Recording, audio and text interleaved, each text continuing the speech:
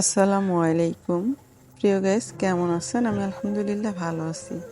আপনারা যে ভিডিওটা দেখতে পাচ্ছেন, মূলত এই ভিডিওটা আমার নিজেরই করা।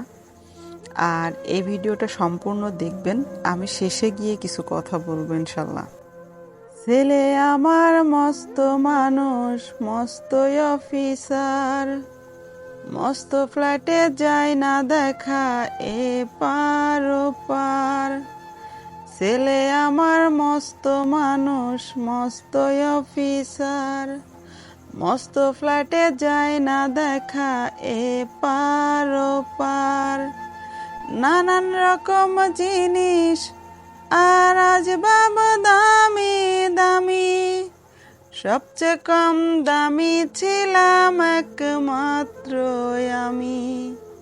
ছেলে আমার প্রতি অগাধ সম্ভ্রম, আমারে ঠিকানা তাই বৃদ্ধাশ্রম।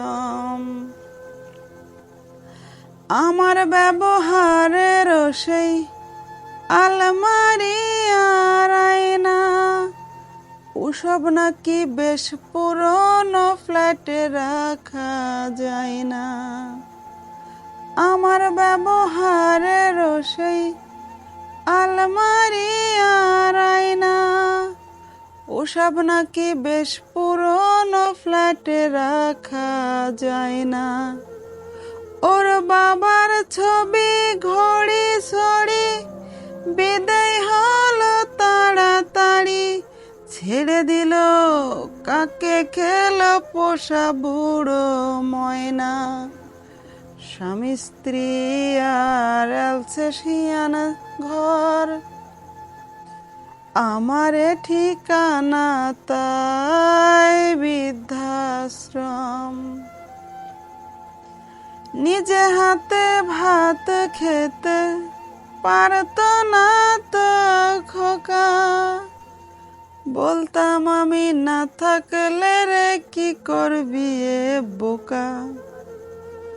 ঠোঁট ফুলিয়ে কাঁদত খোকা আমার কথা শুনে, খোকা বোধহয় আর কাঁদে না, নেই বুঝি আর মনে। ছোটবেলায় ঘুমের মাঝে উঠত খোকা কেঁদে, দুহাত দিয়ে বুকের মাঝে রেখে দিতাম বেঁধে। দুহাত আজ খুঁজে ভুলে যাই যে একদম, আমারে ঠিকানা তাই বৃদ্ধাশ্রম। খোকারও হয়েছে ছেলে 2 বছর হলো, আর তো মাত্র বছর 25 ঠাকুরে মুখ তোলো। 100 বছর বাঁচতে চাই এখন আমার 60, 25 বছর পরে খোকার হবে 59।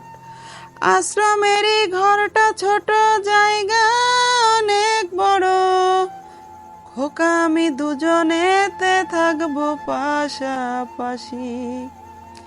ওই দিনটার স্বপ্ন দেখি ভীষণ ভাবে, আমি খোকা মুখোমুখি আর বৃদ্ধাশ্রম।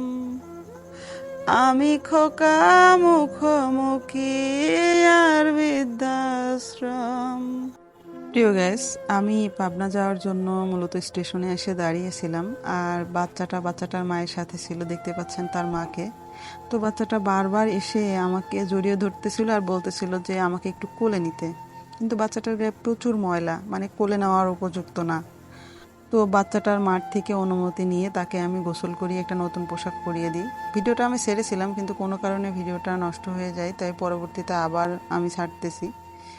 তো আমার মনে হয় যে এভাবে যদি প্রত্যেকটা পথশিশুর পাশে আমরা দাঁড়াই, তাহলে তারাও একটু মায়া ভালোবাসা পাবে। আর আপনাদের কাছে কেমন লাগলো অবশ্যই ভালো লাগলে সাপোর্ট করবেন, বেশি বেশি লাইক কমেন্ট শেয়ার করবেন।